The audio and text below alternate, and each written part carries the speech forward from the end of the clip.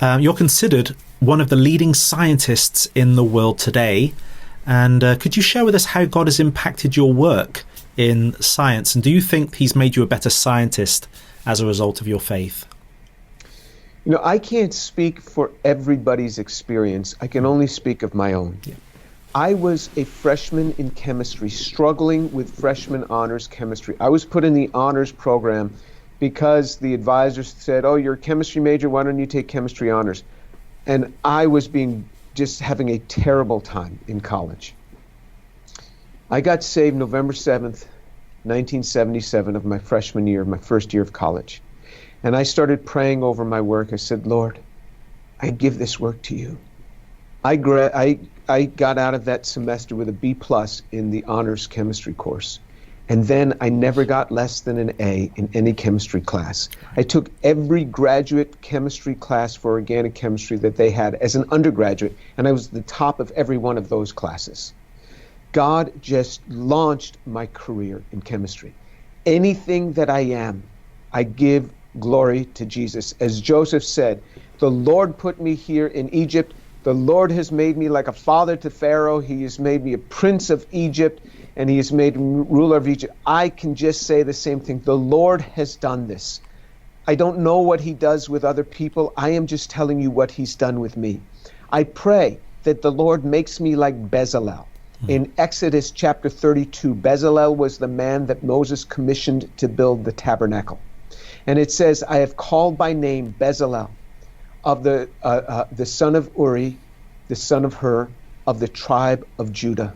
And I have filled him with the Spirit of God in wisdom, in understanding, and in knowledge of all types of craftsmanship. And then it goes ahead and it lists through Exodus 32 and then again in Exodus 36 all the talents he had. He could work in gold, in silver, and in bronze, not just one metal, but all three. In stone cutting and in stone setting, in woodwork, in fabric work, and in perfuming. And he had the ability to teach it. And I say, Lord, I pray, Lord, make me like Bezalel. And you know what happens? He answers. He answers. It says in the Epistle of James, you do not receive because you do not ask. So the main reason we don't receive is because we never really ask. And I say, Lord, make me like Bezalel. Give me the creativity of Bezalel. Because in my business, it's not how smart you are. Because I am not the smartest out there. My IQ is just a very average IQ. In my business, what sets you apart is creativity. And I say, Lord, give me creativity. Give my students creativity that are working in my labs. Give us creativity like Bezalel. And the Lord has just launched in so many different areas, have opened up before us. And this is all by the grace of God. And I love it. Wow. I've seen many of your lectures, and I've watched as you've described, now I don't understand this, but I've watched as you've described molecular vehicles, the creation of graphene, and even severing the spinal cord of a rat and causing it to walk again.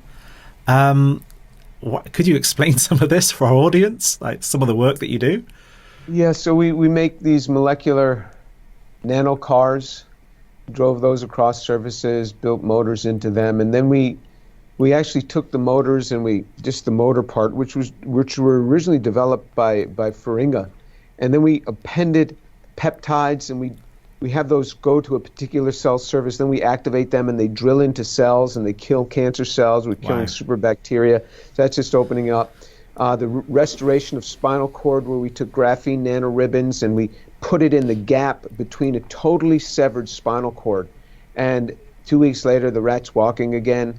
And where the neurons actually grow from top to bottom and bottom to top. But generally what happens is they miss each other, and that's it. But this provides a track, billions of tracks along which they will grow, and then they reconnect as they're growing along these. Are they tubes? Get this motion again. No, these are graphene nanoribbons. Ribbons. These are ribbons, flat ribbons. Wow.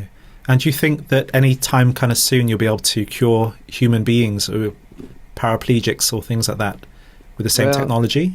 I can tell you it's not going to be anytime soon, Right. because it just takes these things a long time to go through approvals. A company has started to try to build around this. It's one of the many companies that have started from our work to try to build upon this.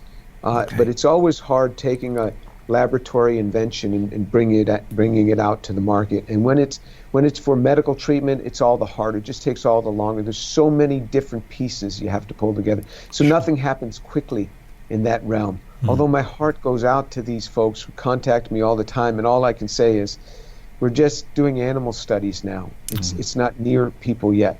Sure. But yeah, so the Lord opens it up, and it's a wonderful thing for the Lord to open up for you in your line of work, whatever your line of work is. David said in Psalm 18, by you I can run over a troop. By you I can leap over a wall. So David was commissioned to kill Philistines. And by God's grace, he could kill Philistines better than anybody else. And he could, he was like these young guys that you see climbing up the sides of buildings, these names, parkour, some sort of thing. He could do that. He could run up the side of a wall, just leap over a wall. He said, Lord, you've not called me to kill Philistines, something much more mundane. I'm just a chemist. I don't hurt anybody. Lord, I pray that you would do with me as you did with David. Just make me really skilled in this. And the Lord opens the doors. Amen. Yeshua is so good to us. So good.